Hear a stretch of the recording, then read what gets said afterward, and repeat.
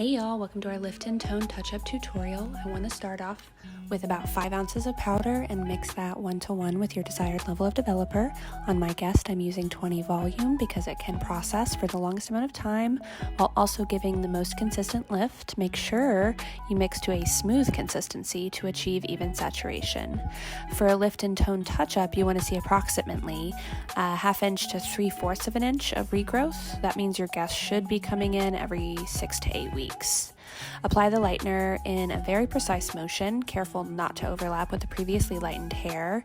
The integrity of the hair is the most important, and you want to avoid creating any breakage.